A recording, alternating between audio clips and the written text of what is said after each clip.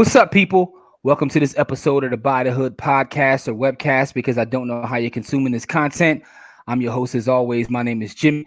And as we start off every show, that's with gratitude. Just want to say thank you to all of our supporters, specifically our students in By the Hood University, which is growing rapidly right now. And we appreciate all of that.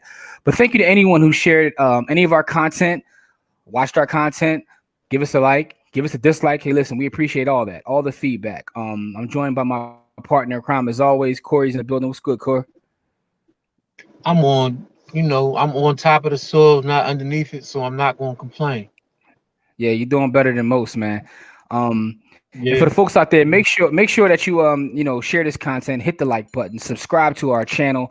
If you're listening to the podcast, just make sure that you give us some feedback, give us 5 stars or what have you. But our platform is designed to highlight brothers and sisters that look like us who are doing amazing things in the world of business, community service, investors. We just want to highlight people doing positive work, and we have a very special guest. We got the brother Jason on, but listen, he's an overall creative. He's involved in so many things. I don't even want to run his resume down because I'm going to miss some things. But one of the things that I want to highlight, and we will talk about, is this VT Heroes card game, or it is a card game, but it's more than a card game that he has actually coming out on Kickstarter now that's been well funded. But it looks amazing, and it's a brother that looks like us, so I definitely want to highlight him. But Chase, what's going on, brother? How are you? Yeah, I'm chilling. What's good? What's good? Yeah, man. Listen, I only want to start running your resume now because you have done so many things and you're doing so many things that I don't want to leave anything out. But before we get into that, let's talk a little bit about your background. Where were you born and raised? What was your schooling like? Give us a little bit about your background. Sure. Well, I was first of my family born in this country here, and I was born in Philadelphia. Family is from Jamaica, and not that the hair gives it away or anything, but yeah, like I don't know. I just it was just me and my mom, and we fought against the system and all that good stuff, and she. What part of Philadelphia? West Philadelphia. West Philadelphia, born and raised, huh? Yeah. Every time I say it, I hear it in my head. Yeah, absolutely. But you're an overall creative, and we're going to talk about some of the projects and things that you've worked on. We can see that you're, a Spider-Man fan just based upon your background, right? Yeah, that's my nickname. It's been my nickname for like 20 years. So tell us your journey into getting into geek culture or nerd culture, whatever you would like to however you describe it. Tell us about your journey, because one of the things that we recognize with the internet and all of us being able to share information is just how many folks that look like us are into the culture, right? Right. It's easier now to find each other. Let's put it that way. What was your journey like growing up, or as someone who was into that? It was different. Like my mom was the big reason why I'm into geek culture and all that stuff. Like my mom was, an immigrant who ended up, going to Wharton and, working at UPenn. She worked at a UPenn bookstore and would bring back comic books and, different textbooks for me to like learn, because I was blessed enough to be considered one of those, those, I don't even want to say, but like little prodigy kids things, like the smart ones that got extra blessings, you know what I'm saying? So I was able to pick up on things and learn a lot of things quickly. And one of the things when I was 3, this shows my age, because at 3, I went back to Jamaica alone. Like this is back when a 3-year-old could literally get on a plane and be good. Like, yeah, those days have changed. Them days are gone. But right before I left, my mom decorated my entire room. She saved up money and decorated my entire room in Spider-Man. Like bed sheets, the pillows, the curtains, walls. Like it was just Spider-Man. And like ever since then, I've been obsessed with him. Because he's the hardest working superhero. So Spider-Man to you is more than like, the story. It actually harkens back to your childhood, right? So I was going to ask you that. So out of all the different characters or books, was Spider-Man your start? Is Yeah. that where you started with? Yeah. Spider-Man's where things started, and I was blown away even at a young age on how much of a hard worker he was. And as I grew up and really got into it, I realized he's the only one that like had to struggle. You know what I'm saying? Like Yeah. everybody else is either rich, a god, or an alien. Like he was the only character I knew that had bills. And people go So like, that "What about the class? You're a forensic scientist. You got bread. Like you ain't gotta wear like." Look up what a forensic scientist can make. Like you're good. Like, so the blue collar dimension of Spider-Man is what attracted you to Spider-Man. yeah, because everybody else well, they're like Daredevil. He's a lawyer. Just because he ain't the greatest lawyer getting all the big bills, he's still getting lawyer money. You know what I mean? Like Peter was out there like me, being a full Jamaican, going out there like with 3-4 jobs, moving pizzas, taking pictures, hustling. So that's interesting, right? So your story, right? So your mother brought home books and things like that, which helped you, learn at an early age. She's also the one that put you on to Spider-Man. Did you know from then that you would be working and building a business in this industry? Or did you have other dreams as you were coming up and, you just went back to your passion? I kind of did. I made up my mind. Like my mom was trying to set me up because, like, I had the good brains up here. So she was like, doctor, and like was giving me like all these medical books, and I was learning from all these medical books. But I'm like, comic book, like Got so. you. Um, Eventually, when the first NES, the Nintendo came out, I fell in love with that. My mom bought me the Nintendo. She taught me how to play like video games, like on my Atari and all that stuff, like that. Thanks to her, and here I am. And then that's what started me on my business road, because I don't know if you guys remember the Apple IIe, like the old Apple computer, the black screen, Absolutely. letters, Mm-hmm. Matrix, pretty much. I learned the program BASIC. I was like around 12 years old, and I learned the program BASIC. And with that, I started making my own like computer games on actual. Remember the big old black floppy disk? Oh my God. Yeah. Actually, we old enough to remember that. We from that time too. Yeah. Yeah. So I was making games on that and I started like obsessing over the business aspect of Nintendo, because Okay. I wanted to be the next Nintendo.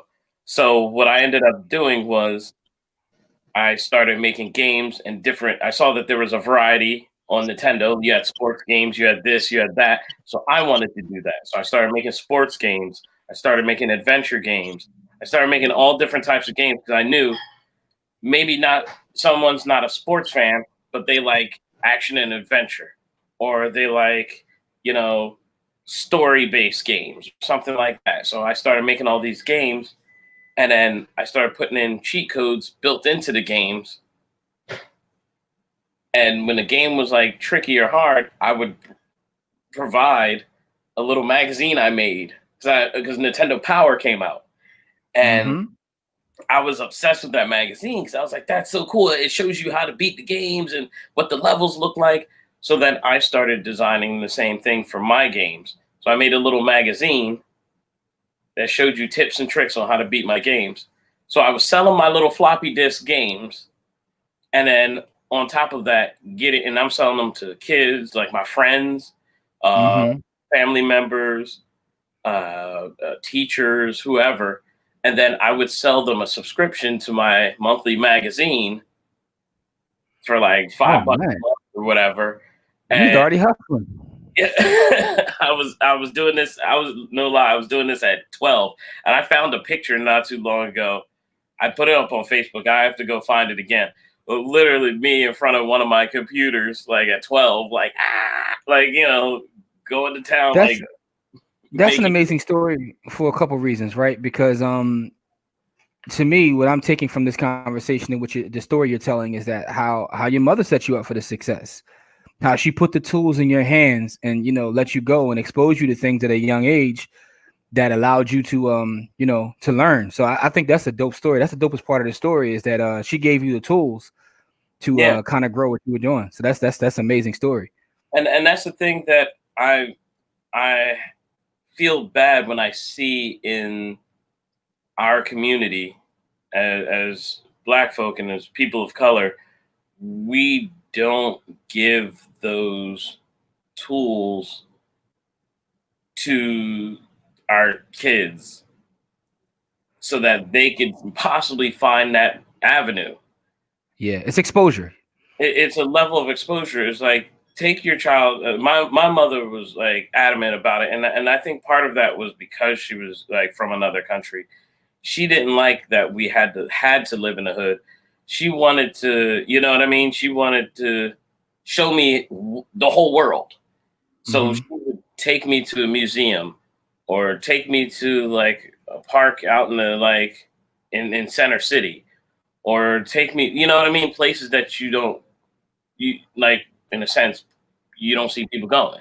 Yeah, no, it expands your mind. Like the more things you're exposed to. I mean, one of the reasons that we do the podcast to expose people to people that look like them that are doing like great things, because exposure is important, and not just to people that look like you, but also to places.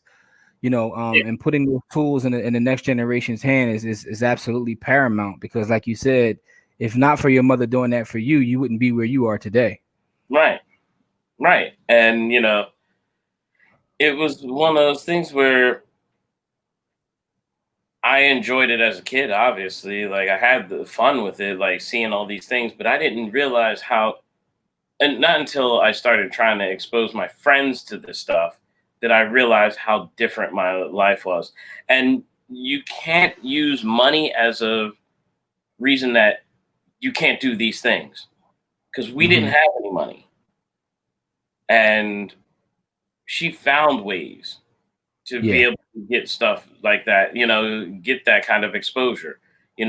Take there's libraries like there's so many different things. You just take a walk, like Mhm. hop on a bus and go to like a nice part of town and just like this is a house costs this much or is worth this much, and just like you could do this if you do said things or go to school or if you do this like what I mean? Show like I do that with my nephews. I'm like, they look at me now and they're like, well, you good now. I'm like, yeah, but I'm trying to help you out so that strive for the best. Don't just look at me as the end result. Like you could be the next game developer. You could make the next hit comic. You know what I mean? Like Mhm.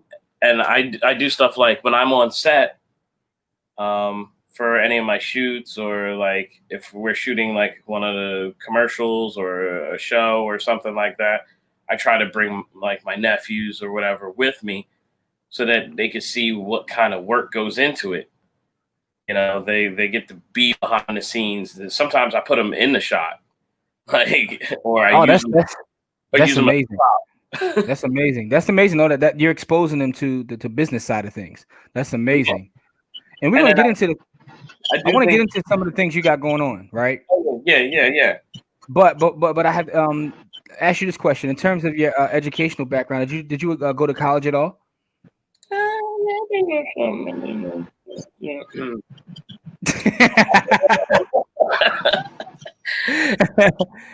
No, I mean, listen, it's not for everybody.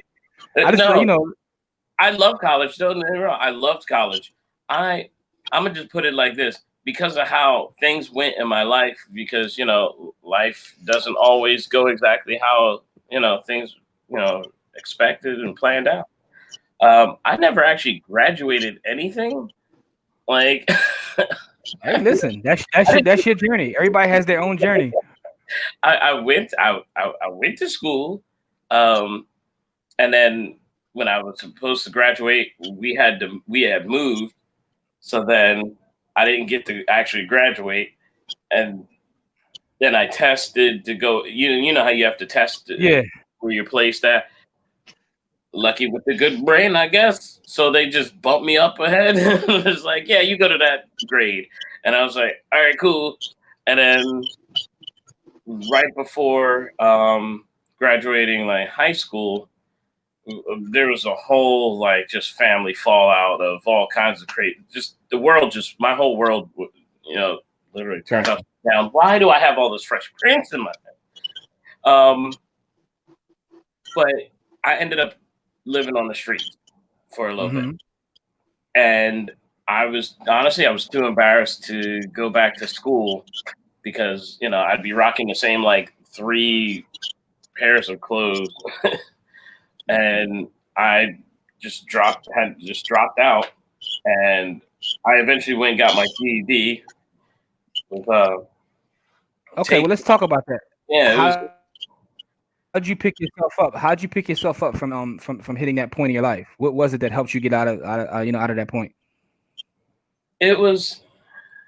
I think I was still determined. Like people don't understand. Like, well, you're from Philly, so when I explain where I was at, you'll know what I'm talking about. 69th Street.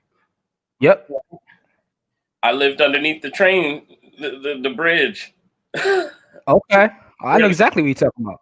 Yeah, where all the other homeless people are. And I've been through that.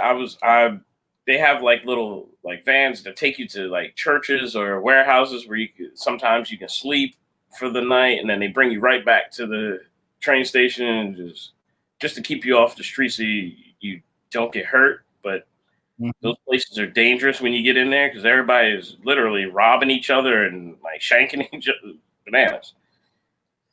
I think my determination was I don't want to come back to this, and I'll find a way like out of it. And I use my art as a way to get out of it. That's interesting. So basically, in the long run, that kind of helped shape you to where you are now, like that experience. Yeah. It taught me how to hustle because during the day, I would walk. I was like 16, 17. So I would walk from county to county. And I'm talking about like 4-hour walks. Like just literally I'd be in like the suburbs, like deep in the suburbs somewhere. And I would just draw for kids. And I did it. I saw how drug dealers worked. And I was like, that's good business practice. So I would give one kid a free drawing. And then they would show it to their friends, and their friends wanted a drawing. And I'd be like, well, if you get $1 from your folks, I'll give you a drawing. So that I was sitting there, that was my hustle. I was like going around, like I'd find one kid, like, who's your favorite character? They're like Pikachu, and I'm like bang, bang, bang, bang, bang, or something like that, and like give them that drawing. Then they would go and like, oh my gosh, and like I'm drawing Ninja Turtles and stuff like that, and then I saved that money up to help myself eat and all that other.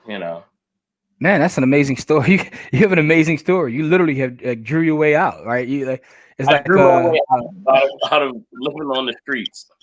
Drew your way out of living on the street. It's like the Hamilton thing. I wrote my way out, right? But you drew your way out. Yeah. Your artistic ability. That's an amazing story. So for the folks that may be just getting exposed to you, talk about some of the projects that you're working on, the things that you have going on now. Like I said, your resume is crazy, and I didn't even know that part of your story. And I thank you for sharing that and being transparent, because I think that'll inspire some folks. That you can, hit rock bottom, and then, you literally used your art as a way to get out of that. And I think that's inspiring. But what are some of the things you working on? Half eating what I call trash burgers. Like I'll see somebody eat half a burger, throw it in trash, and I was like, my pride ain't that strong right now, so I'm gonna just go in there and grab that bad boy real quick.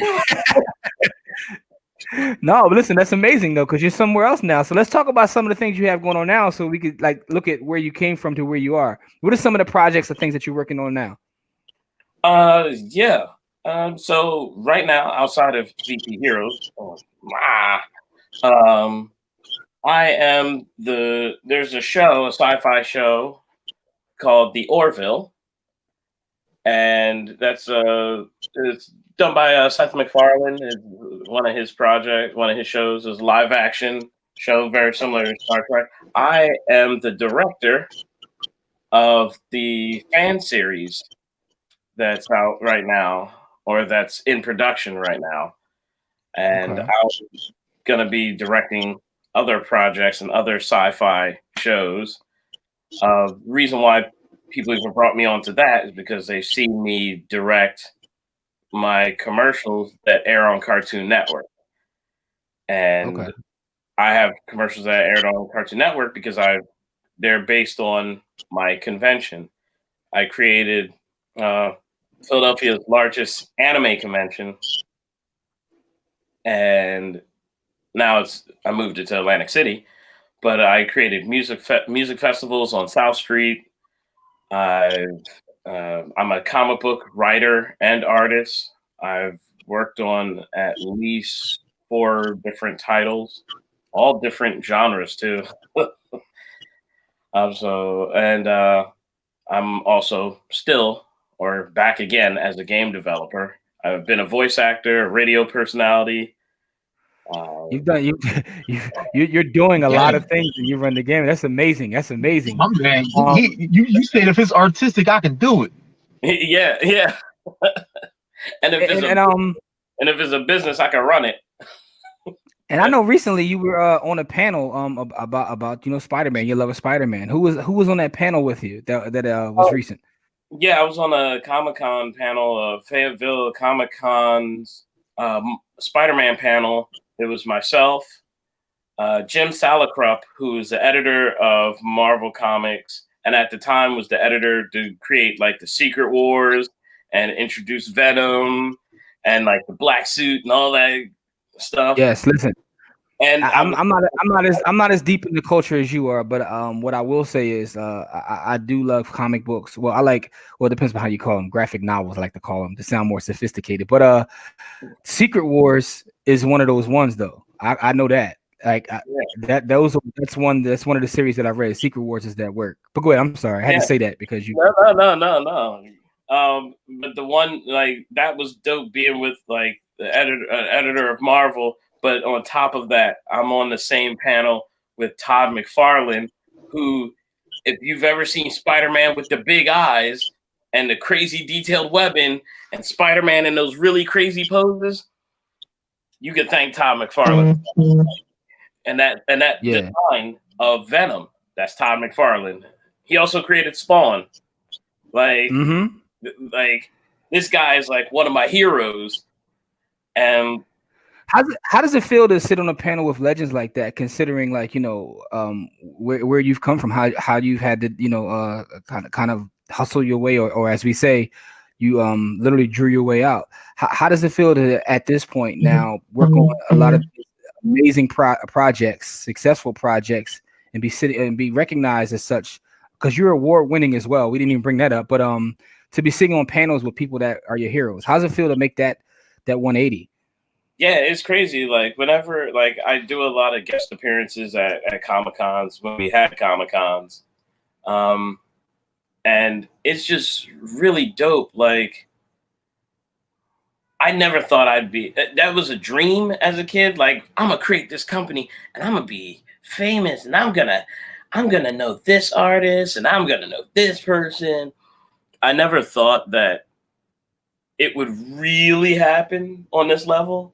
You know what I mean? Like I'm sitting there I was on a panel with different like famous artists and creators, and and like having dinner with like Marvel actors.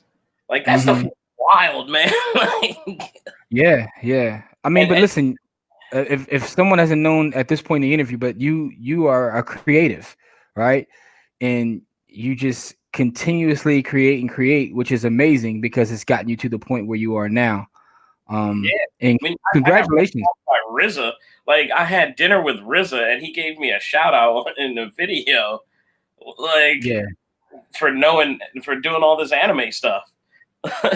Yeah, that's amazing, man. And congratulations, because your story is very inspiring, man. But let's talk a little bit about VT Heroes though. Because VT Heroes is one of your newer projects. Yeah. And could you let's just start from there. Can you explain to our folks what VT Heroes is? All right, yeah. I'll show you a little something. All right, and I'll talk about it. VT Heroes is a deck building fighting card game. And the genre I chose is called, in Japan, it's called tokusatsu or sentai. That is, if you don't know what that is, it's Power Rangers. Like people think Power Rangers was just one show. That's like a whole genre in Japan. Like everybody's got their own like quote unquote like Power Rangers type thing. You know what I'm saying? Mm-hmm. And I made a fighting card game. And I made my own, you know, I guess for people to understand, I made my own Rangers. And it's a one-on-one fighting game where you design your character based on the color, your element, and your totem or spirit animal. And then you have a deck of action cards. And just like Magic or Yu-Gi-Oh! And all that stuff, you battle one-on-one to like deplete your opponent's energy. So it's like Street Fighter meets Power Rangers, and with a little bit of Matrix in it. Okay, got you. Now, how many Black people are in this space right here where they're creating like? You may not be able to answer that question, but I don't see too many people that look like us that have created games like this. I know a couple. But not Okay. necessarily fighting games, but like just games in general, like tabletop games or like indie games. How difficult of a process is that? How difficult was it for you?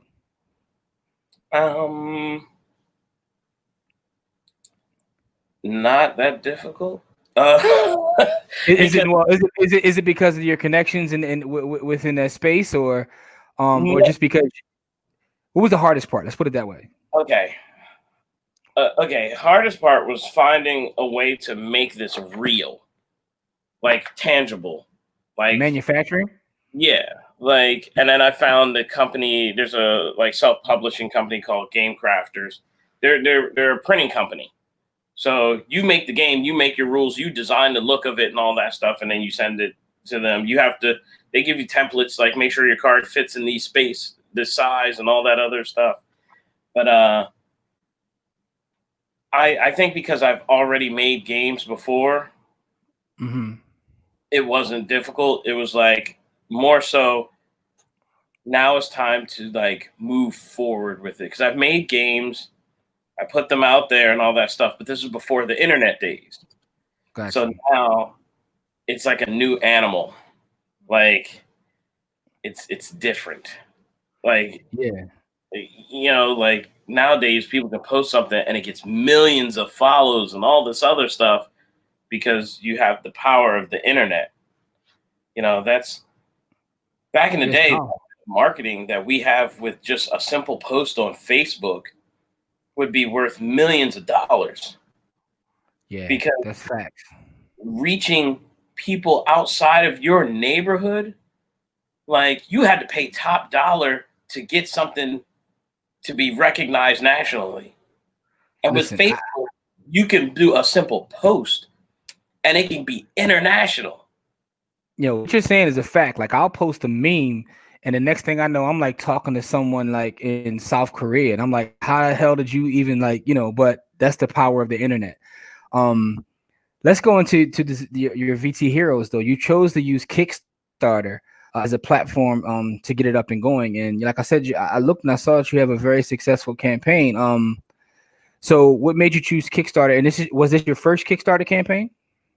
One, Yes, this was my first Kickstarter. Like, I didn't know what I was doing. I was super nervous, and I like the my I've done marketing before because I have my conventions, I have my music festivals, and I, like I said, I was learning from being on the streets. Like, you learn how to market because I wanted to get out of that situation. I wanted to do better. So you learn how to hustle. Hustling and sales are the same thing. Uh, if you know how to hustle, you pretty much know how to sell when it comes to actual marketing. Uh, and yeah, this was tough, man. This was weird. I never did Kickstarter before. I didn't know what I was getting into, but it worked out. Yeah, absolutely. And I know your campaign it ends on September the 14th. So this episode will be out before then. So we'll put a link to the Kickstarter so people can check out their Kickstarter campaign. Yeah, because now we're trying to hit the stretch goals. I'm trying to hit stretch goals, and like it's yeah, great. and I saw that. Well, can you explain to our folks what a stretch goal is? In terms of Kickstarter, what's a stretch goal? Okay, for all right, a stretch goal is when, let's start off with the initial goal. When you create a Kickstarter, they ask you what your goal is, how much money you need to make your project be a reality, a real thing. What do you need financially to bring it to life? Sometimes people go, "Oh, we need $2,000 so that we can get things printed and all that stuff." If you reach that goal and you still have time left, add some stretch goals. And those are stretch goals like, all right, now that we've met our initial goal, because Kickstarter works in the all or nothing kind of category. If you don't reach your initial goal, you don't get any of the money. So now that you've met your goal, that means you're going to get this money. Now there's ways to market and provide something extra so that, say, hey, we want to make the quality of the project even better by getting better materials, but it's going to cost us a little bit more. So if we can reach this goal of, say, our initial goal was 2,000, say if we reach 5,000, then we can afford to use even better quality materials. So then people will continue to contribute and back the Kickstarter in hopes of helping you reach that extra goal, that above and beyond goal of 5,000. And then you reach that, maybe you have another stretch goal where you're like, hey, if we go to 6,000 or 7,000, we would add an extra item or an extra thing to this to make it even that much better. And then people add on to it. Oh, that's dope. That's dope. So at this point, you're reaching for stretch goals at this point. So that's amazing, man. And the community is back. I only have two, and we're almost at the one. I'm like $500 or so away from the first stretch goal. Oh, that's dope, man. So the community has supported you. That's good to see. So let me ask you this question.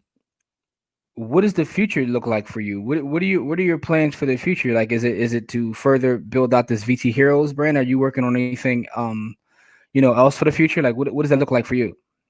Well, I have my son. That's my future right now. I just he's 5 months old. Congratulations! Thank you, Jonathan Parker. Yep, I went with. Congratulations! Thank you. Yeah, I see the little Parker there. You know, Jonathan Parker. I see what you did there. Let me. Are we ever gonna get a Miles Morales movie? Like, when's that coming? That's what I want to see. I see that. We shouldn't rush it. One of the things with that is we have a young Spider-Man at this point, and for the story of Miles Morales to truly work, we need the young Peter to get a level of experience in his life so that he can be a mentor to Miles. Okay. And then at some point, if you do it based on like the Ultimate Comics or was it the Ultimate? Yeah, I think it was the Ultimate Comics. Yeah, Peter's got to die, but he has to be an adult when that happens, and like Miles has to see that happen. So Miles has to be a teenager while Peter's an adult, and like he got kicked. Okay. I get it. I just want to see it. That's something I want to see before I leave mean, this earth. I want to see it. We are getting that with the sequel to the PS4 Spider-Man game. Okay.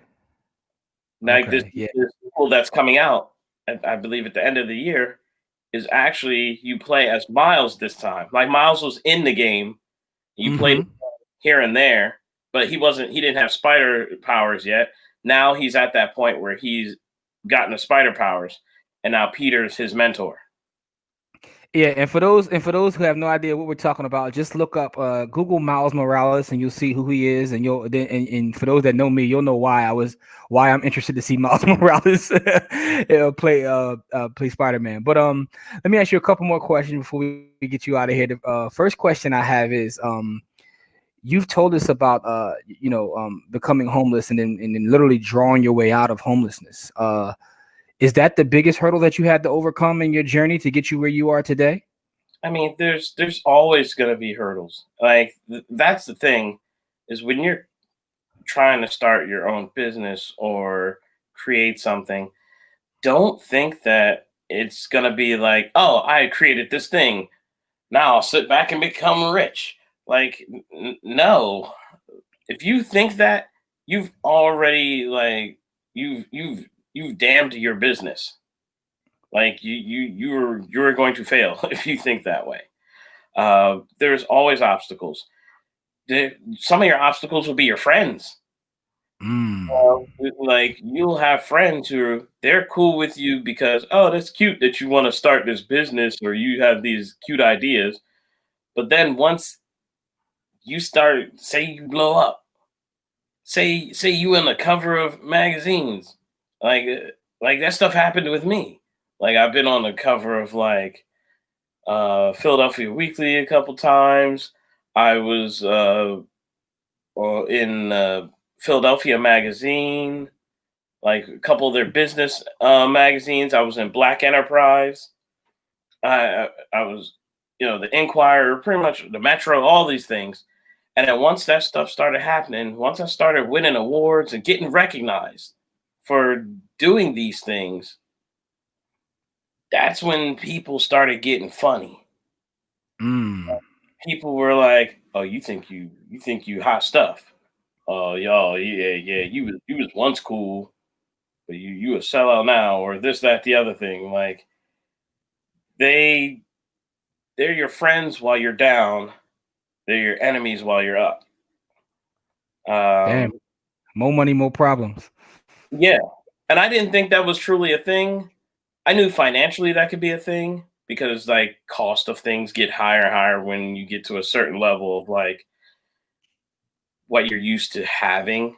But then yeah, friends get weird. People in the industry that you thought that you were peers with, if you happen to start moving forward, it becomes, especially in our community, when it comes to Black creatives, this is the most frustrating thing, is that the crabs in the barrel mentality drives me crazy. Instead of saying, oh, my man's moving up, and usually if you're moving up and your homie's with you, you lifting them up with you. A lot of these cats out here are seeing you rise, so they'll pull you down in hopes of that's what's gonna bring them up, and it doesn't. You end up all just being down in the gutter.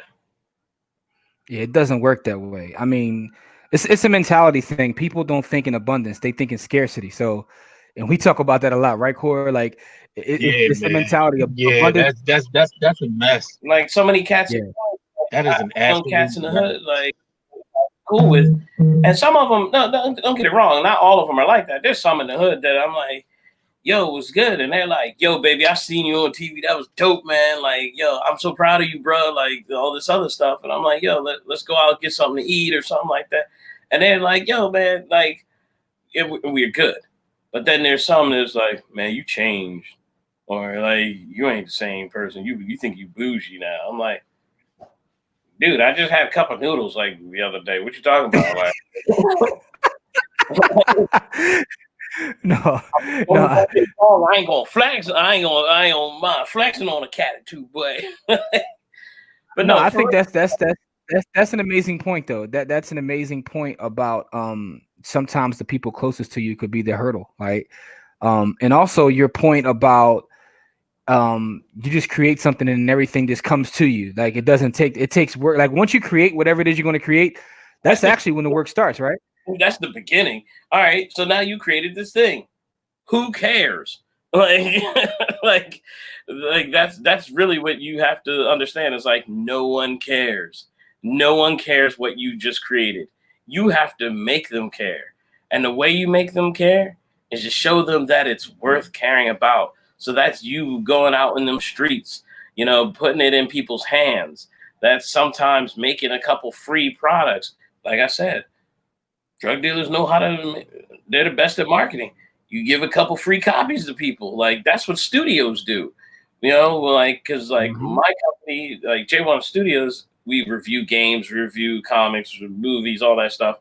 So the studios will send free copies before they even come out of movies and shows and games, so that we can have a review to hype it up because we'll help sell their product. Like Yeah. that's how you have to think as your business. Like, who can you get involved with your product to help you sell this thing?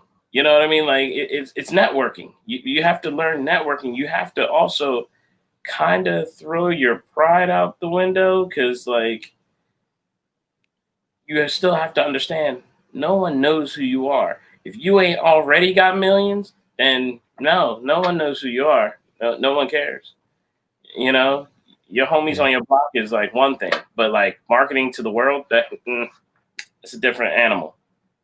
Man, that's all great advice, man. I appreciate that right there. Like that last everything you just said within the last several minutes was a bit amazing advice, man.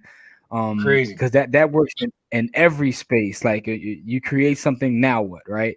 And Yeah, that works whether you're creating a tangible product, whether you have a podcast, whether you but have a course, whether you whatever that you make a t-shirt, like you got your t-shirt, nobody cares. Like now, why are people going to wear your t-shirt? So I think that's amazing advice there, man. That's when the work starts. yeah, and Appreciate that. honestly, it should be like and like creating my convention in Philly. That was like I could have created it anywhere else in the country and done like super well, super easy. It was always an uphill battle in Philly because one, I'm a black man with a business that has a Japanese theme. That don't make no sense to a lot of people.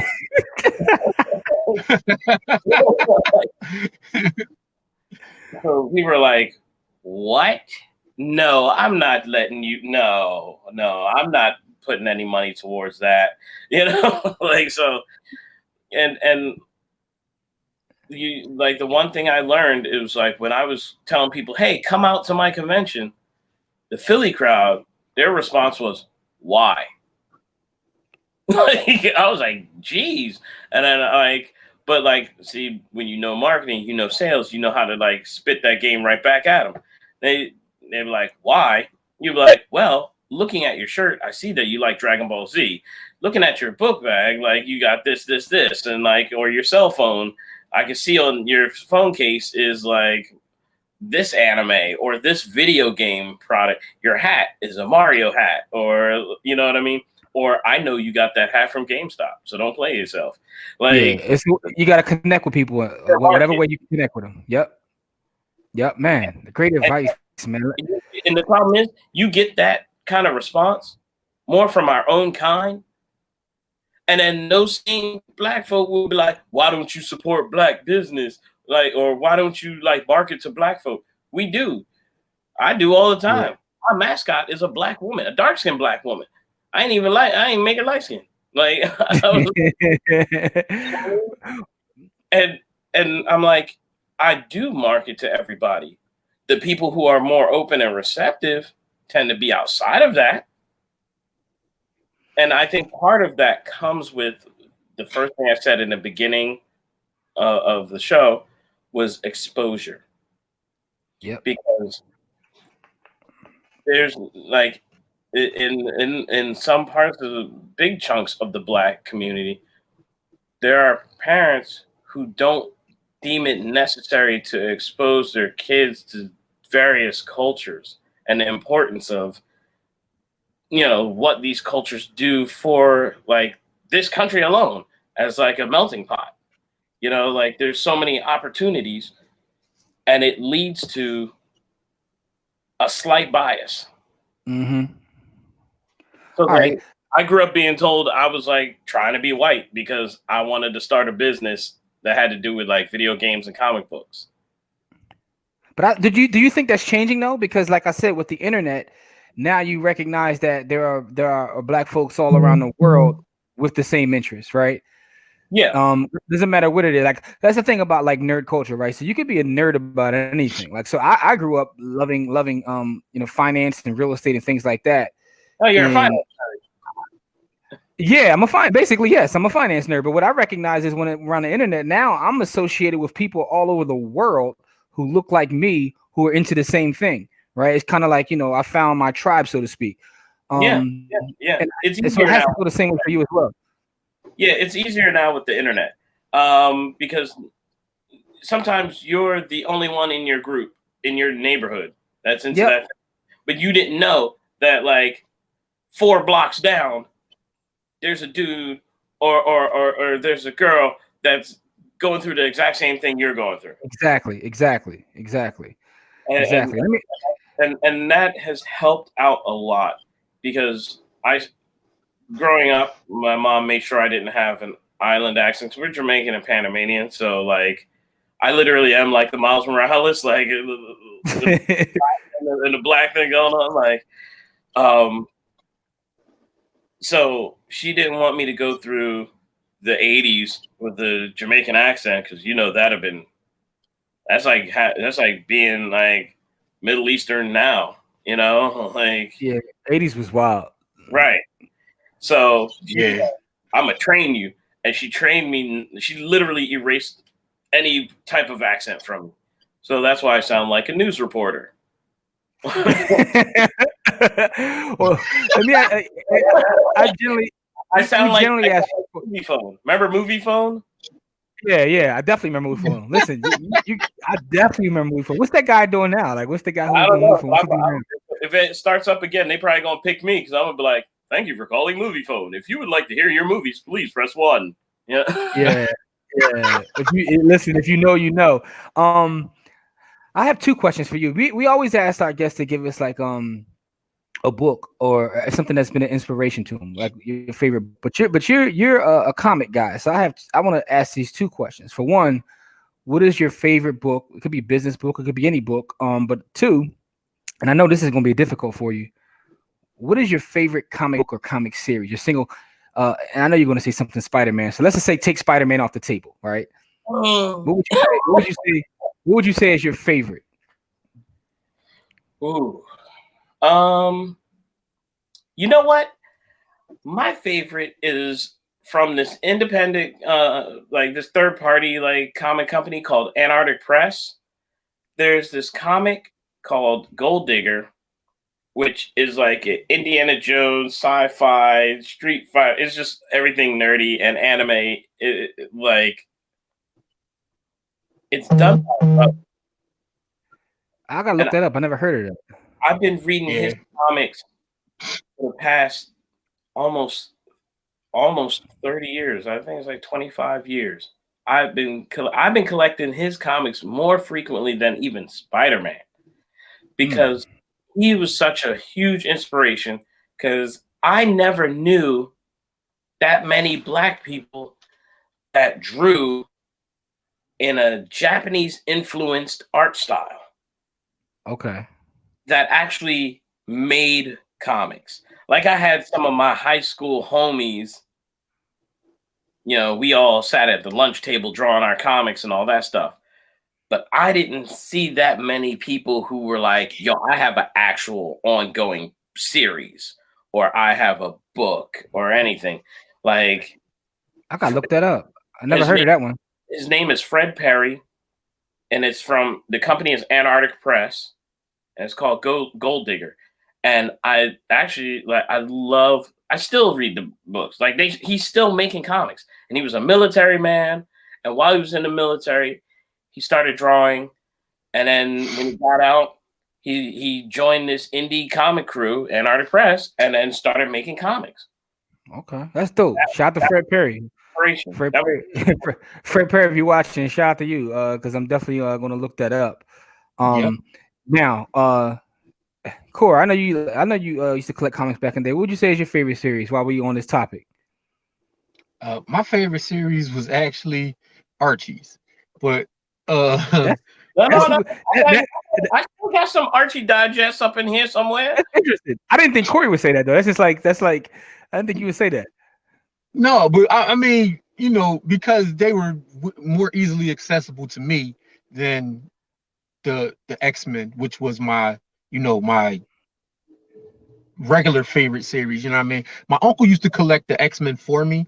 So my uncle had like I think he started at X-Men 14. So he's been collecting X-Men forever. And then so I started at X-Men 14. I've actually read all the way from X-Men 1. I used to actually go to the comic book store and read the comics. They used to actually let you do that. They don't do that anymore. But so I've read all the way from X-Men 1. My uncle started collecting at X-Men 14. And so I've been exposed to that. I also like the Avengers series. That was, Reed Richards was my favorite character growing up. Because he was a smart dude, and then he was fighting all these intergalactic dudes with no real powers except for he could stretch a lot. Like that was kind of weird to me that his brain was that big that he was fighting like Galactus, and all Galactus had to do was hit him with like a beam, and he couldn't even do it because Reed Richards was just smart. So listen, I mean, I like that. Although when I read it, I was rooting for Dr. Doom. Like, don't judge me. But I like Victor Von Doom, but I prefer, I just the smart dudes always. I got you. They always stand out. Like Spider-Man, because Spider-Man, people don't realize how intelligent Spider-Man was as a teenager. He is Tony Stark level intelligent because as a teenager, he had to come up with not just the web shooters, he built them from scraps, but he also came up with a tangible liquid that became the webbing that was strong enough to hold cars, but also be able to dissolve after 2 hours. Because that's how there's no webs all over the cities, because they would actually dissolve after 2 hours. So think about the chemical, the understanding of chemicals, and to be able to like build something that sits on just your wrist, that's huge webbing strong enough to like hold up a side of a building or stop a train or like. No, yes, that's amazing. And I just want to put out there for the record, folks watching, my favorite series is Why the Last Man. I think in terms of comics, that to me was like profound. Like it was so layered. And that's one of the reasons I like comic books too, because you could talk about some heavy topics within comic books and it gets very deep. But Why the Last Man, I just want to put that on the record as we're talking about that. I haven't heard that title. Like, oh my gosh. Yeah, that's my thing. Why the Last Man? Shout out to York. But listen, is there any book that you would give as inspiration? Maybe a business book or anything like that, or outside of that series? Is there any book that's giving you inspiration along the years? I've read a lot of different books on, different people's like, journeys and all that stuff. I took them. So you like biographies? Yeah. So which biography stands out to you the most? Let's put it that way. Who out of the biographies that you've picked up? See, I'm trying to think of like now who really it's. I think it was there was different books on like the history of like companies more so than anything that was more inspirational. Which you can on YouTube, like you can find different YouTubers have done by like different like mini docs on, the creators behind. Mario Brothers, or like how Double Dragon became a game. Yeah, I've seen some of those. There's Yeah, also there's a great podcast. I don't know if you heard this. It's called Business Wars, and they go over like the different businesses that are competing. But they did like I think it was like a 5, maybe an 8 episode, like a little stretch where they did DC versus Marvel, and they go into the history of how long they've been battling each other, and they go all the way back to the beginning and how it started. And I thought that was an amazing series. It's called Business Wars, but it was DC versus Marvel. Something, you know. Yeah, that's a good person to like, but they don't have like a straight.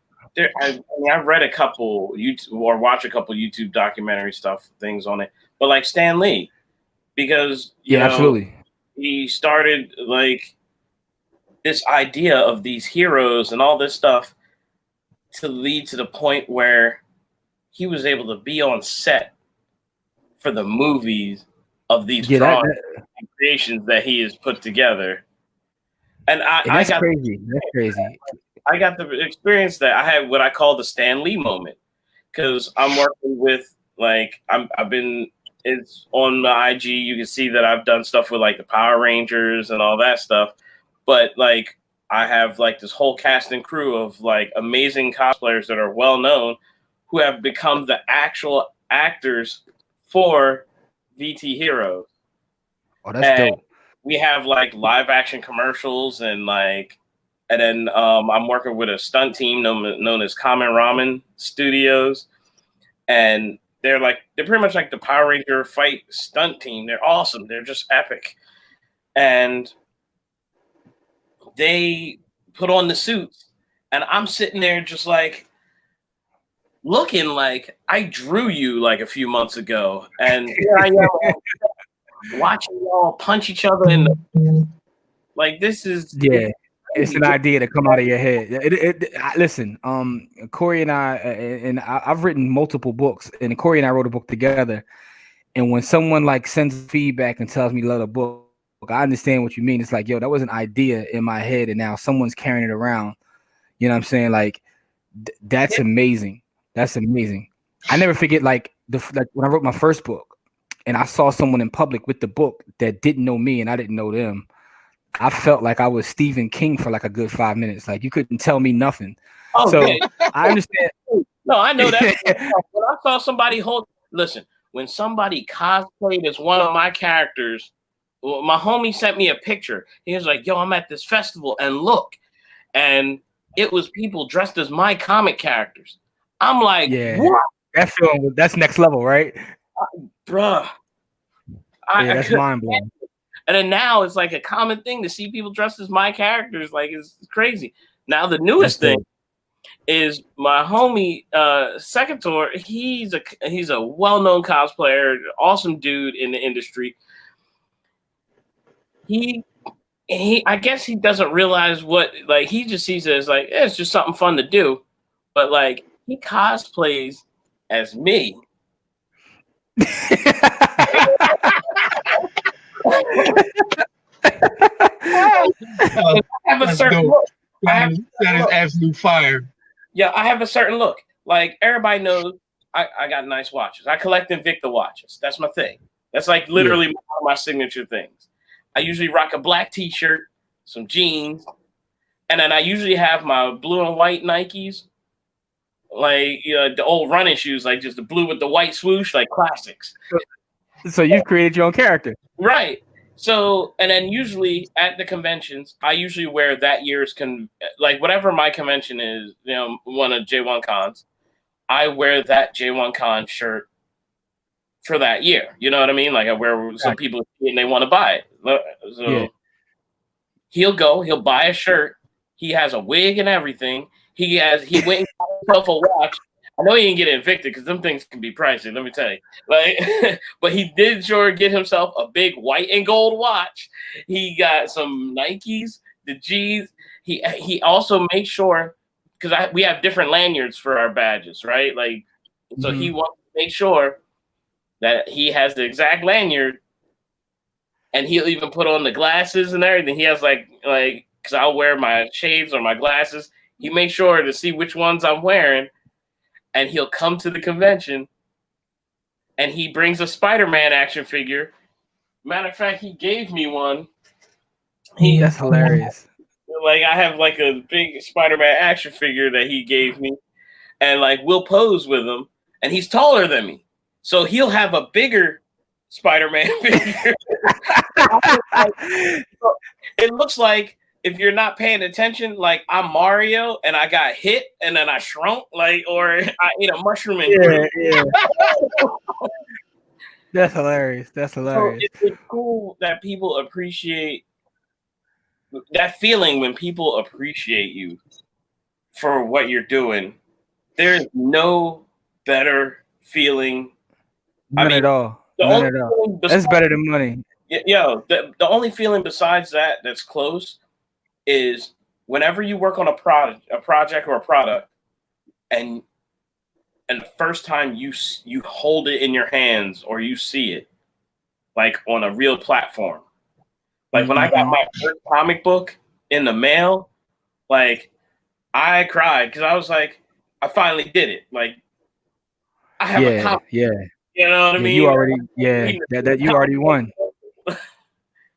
That's amazing, Jason, man. Listen, man. This has been amazing talk, man. Your story, I'm pretty sure, will inspire some folks out there, man. And we appreciate your time because you have an amazing story, an amazing journey, and you're doing great work out there and continue to do so.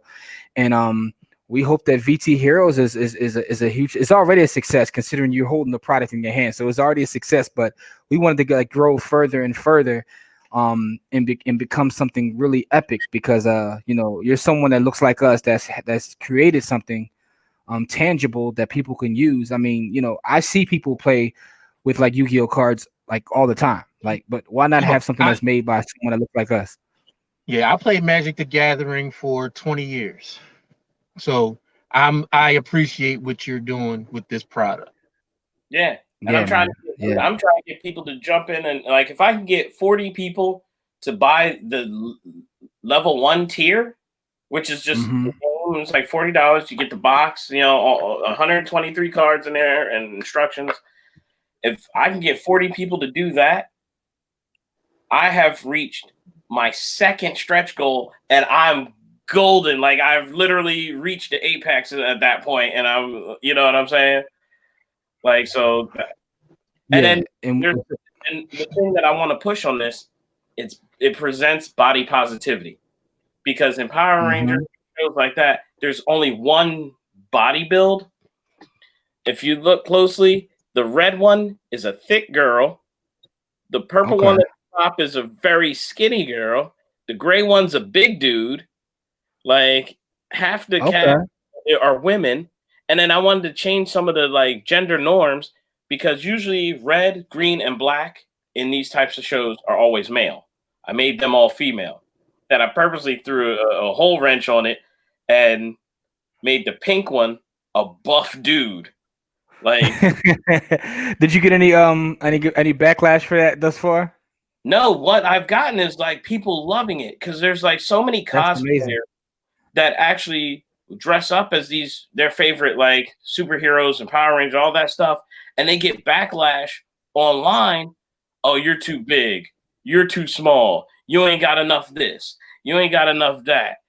So now I've created a place so that they can dress as these characters and be more accurate than the haters. You know what I'm saying? Yeah, that's dope, man. Dope, man. This whole project is amazing. Congratulations, man. And we're going to put the link to everything that you got going on. Your IG link is right there on your screen, but we're also going to put that within the description for the podcast as well as the webcast, and also a link to your Kickstarter so people can see what you got going on and hopefully get you to that stretch goal. But I just want to thank you for your time, man, and just continue to create, man, because Black creatives are important. We need as many as possible, man, because we dictate culture, and that's pretty much every culture. So continue to do what you do, man. I just want to say thank you for your time. Core, before we get out of here, you got any last words, bro? I appreciate having a Black creative on our show, man. We've had a few other Black creatives on our show, but when you have somebody that is as accomplished of a creative as this man had, it kind of it gives hope to those, people who are creatives and they've been told that they, shouldn't be that because they need to do something to feed their families. My man has been able to feed his family and be able to create. So I'm super glad that someone in the creative space that has had a level of success where they've been able to feed their family has decided to, bring their talents to the By the Hood show. Yeah, Right. absolutely, man. Because Buy the Hood isn't about necessarily real estate. When we say buy the hood, we mean buying into each other. So it's a lot deeper than just finance or real estate. It's about supporting each other, believing in each other, and sharing each other's stories, like buying into each other, literally. So your story is important, and you literally told us how you drew your way out of poverty, and I think that right there is, man, that might be the show title. I drew my way out of poverty. That to me, that's an amazing story. So just want to say I appreciate you, brother, and continue success and continue sharing your story as well. Yeah, yeah. No, I appreciate being on here. I appreciate you guys for even creating a platform. This is an incredible platform, and it's an important platform for those who don't know. Like, there's a level of ignorance that lives within our community that you guys are just breaking down those barriers and breaking down those walls to show people. Like, I love that you guys talk about finance. Like, that is something our community needs. We don't have those levels of exposure or understanding, and I appreciate everything that you guys at By the Hood do. Oh man, thank you for saying that, man. We definitely appreciate you as well. And for the folks Thanks, out there man. watching, make sure you share this episode. Make sure you give us feedback. Make sure you check out what he has going on. And support VT Heroes. Make sure you go to that Kickstarter and grab a pack. Yeah. By the Hood, we're definitely going to support. We're going to grab a pack as soon as it's over. By the Hood, we'll grab a pack. We'll definitely will support you, man. And but for the folks out there, make sure we make VT Heroes like a household. Like we put so much money into those other folks' pocket. Let's make VT Heroes as big as we made the rest of them, man. You know what I'm saying? And as we always say, it's not about how much money you make, it's about how much you keep. Game elevates, and we shall see y'all on the next episode. Peace.